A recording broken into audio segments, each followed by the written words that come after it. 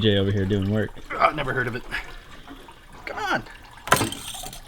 Okay, so it is the night before the drift event that we're going to at Evergreen Speedway.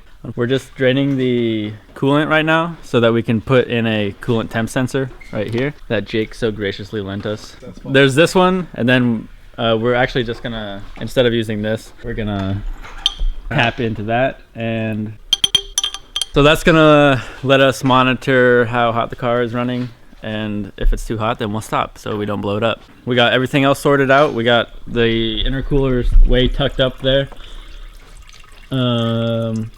Yeah, we did that. We did it on camera, but I edited the video. I didn't like how it turned out, so I'm not gonna post it, but there's that. Looks way, way, way better than it did.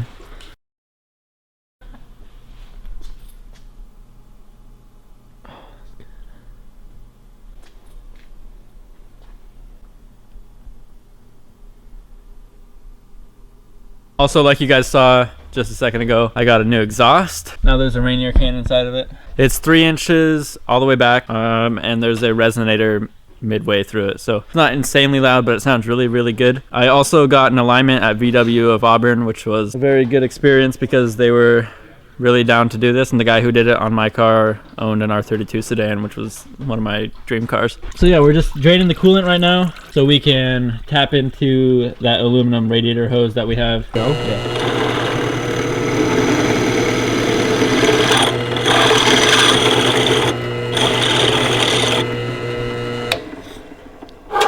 That tasted like Coolant. Dude, my whole life tastes like Coolant right now. Are you plugging the hole? Yeah. I'm plugging the hole.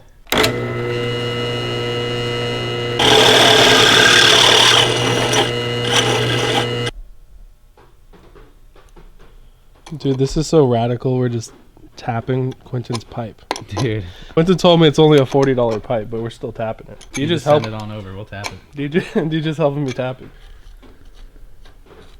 Oh, she's in there. Dude, that's what that tube does full time. Yeah, true. That's a full-time job. Yeah. Ah, goddamn. What's up? Jeff here. And we got this shit all up in there. It's pretty dope. Bonged is bone. Except there's no bong. But what's next, Quentin? Now we gotta run it to the gauge in the cabin. That's a fact. So we got some wire, and we're gonna wire shit. Okay. All my hard work, we will now get temperature information to the car. So I will hand off this wire to Quentin so he can feed it through the firewall. Quentin goes balls deep in the fire. Feed it through the hole. Oh yeah, I'm feeling it. I've got quite a bit of it in. Stop. Yeah, I can grab it. And we're live. I'm just over here running aground. Get it like a ship runs aground. Yeah. Yeah. What are you doing? I don't know what this is. I'm pretty sure this is actually for the, if you want to pop your trunk or your hood, you pull this cable, but we don't have a hood latch anymore. Yeah, The worst thing ever to do is work under the dash once you have a cage. So fix everything now. Did you do it? We got her good. Hell yeah. Good. Hell yeah. Well got, Quint. Hey, thanks. I did it all.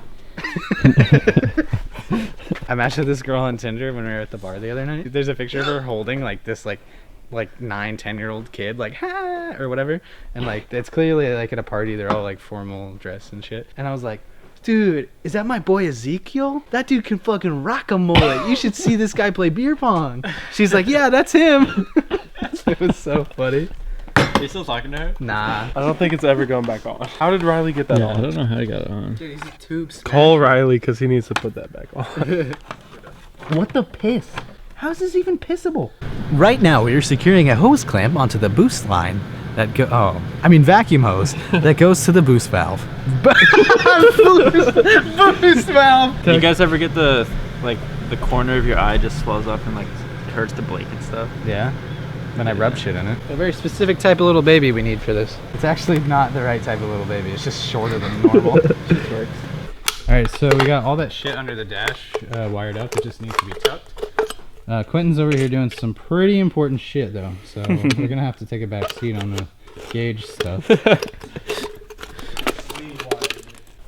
predict I'm gonna slice myself. Nah, dude, you already cut yourself once. You can't do it again. It's like chicken pox. Quentin actually fucking did it. He cut himself. What a fucking dingus. My fingers are fucked. Jesus Christ. It's not that bad, he said. Alright, what was all this blood, sweat, and jizz for? Oh, dude, it's honestly almost perfect. It's almost perfect. Holy shit. Should it be like that or should it be like this? Oh, like that for sure. Like Does just say the champagne and beers at the back though. I'm gonna cut it Yeah, cut it. and then overlap it a little bit. Yeah, I'm saying cut it, overlap it, and then put a rivet in the overlap. Yeah. These boys are tucking the wires for the gauges. We got them all wired up and everything. So we're gonna get that all fancy looking and in place and final and all that, and then fill her up full of some liquid and sniff how she goes and test that what's it called, water temp gauge. The whole reason we're here today. Gooby Gooby. How clean are we now?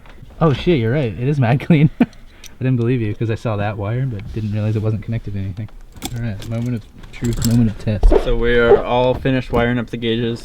When we turn the key onto accessory, the gauges should light up. There they go. Sick. Oh, there you go. Now they match.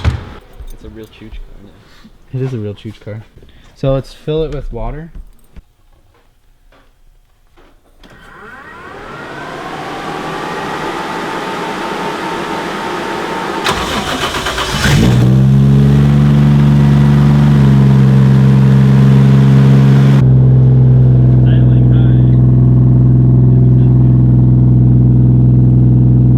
Alright, so we're bleeding the coolant system. We're having a little bit of trouble with that. And we're also not getting a reading on the temperature gauge. JZs are notoriously shit to bleed the cooling system just because the water neck is so high. So bubbles just naturally want to sit around inside the cooling system, which is not where you want them. Coolant temp gauge, we're thinking we have a bad ground, but they're over there testing grounds right now and I haven't seen any improvement, so it might be something else, which is scary. So that's where we're at. Nothing. So we're thinking my genius wiring job may have been faulty, which is unfortunate.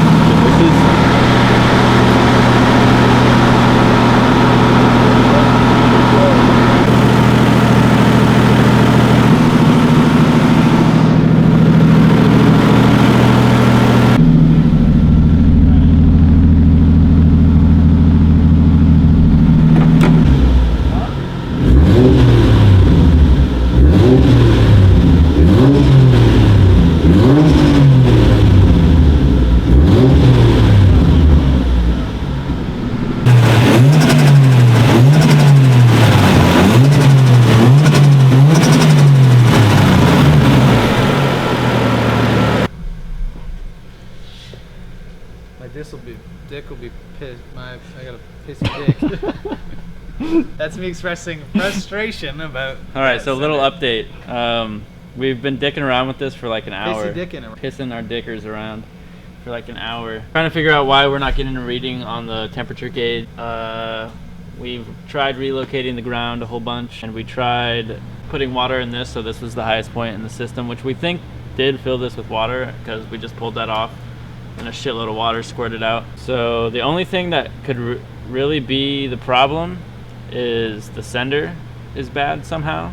Even though it's brand new. Even though it's brand new. We tried Jake's sender that he has on the rubber hose that was on his car. Gave us a reading on the temp gauge. So for some reason this sender might be bad, and we're gonna try that. We're gonna try the other one. Is it the same pitch? Yeah. Bidoo. Chibi. Chibi. It is who I am, dude. You know that, true? Yeah.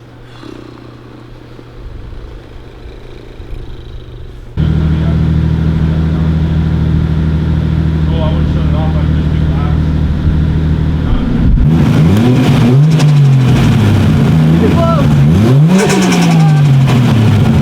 Dude, it sounds so mean. are you doing, Quint? All right, so we're gonna take it for a test drive and just see what happens really with the temp gauge. And Jake's never been in the car, so Could be cool. we'll be back. All right.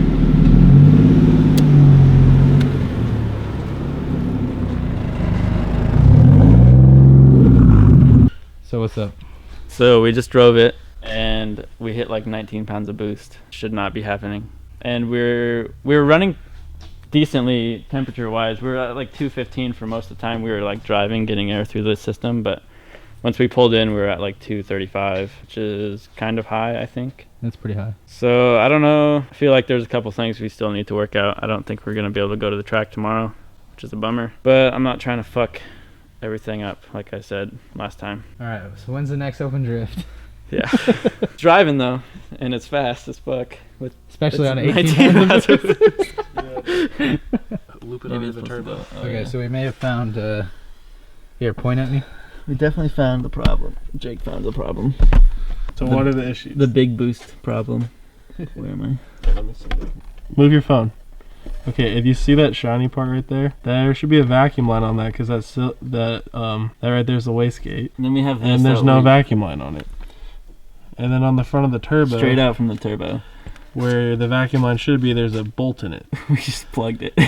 So I guess whoever had this motor before ran no wastegate. That explains why we're just hitting like 20 some pounds of boost and spinning tires. Damn, now my car's gonna be slower. Yeah, but safer. not gonna blow up. Okay, so me and Jake just took it for a drive after we plugged in the wastegate, and now my car is like a lot slower than it was before, which is good. It's nice and reliable now because we're not pushing like 19 pounds of boost on stock everything. We hit like 7 or 8 pounds of boost, I think, like when we just took it out now. So obviously it feels a lot slower, but still fast. Obviously, again, we are getting boost leaks somewhere, not really sure. Could be this because we haven't RTV'd that yet. Pretty much the only thing I could think of. There's still some things that we need to do to button it up. Unfortunately, we're still not going to be able to go to Evergreen. Well, if we are, I'm not. Yeah, it's, what is it, 3:30 in the morning right now? 3 hours to do it. Yeah. Sucks. It sucks, but it also is not suck. It's a smart decision to not take the car and ruin it. Yeah. So thank you guys for watching this video. Sorry we're not going to be able to take it onto the track as soon as we would have hoped. We will soon. So thanks for watching, and we'll see you in the next video.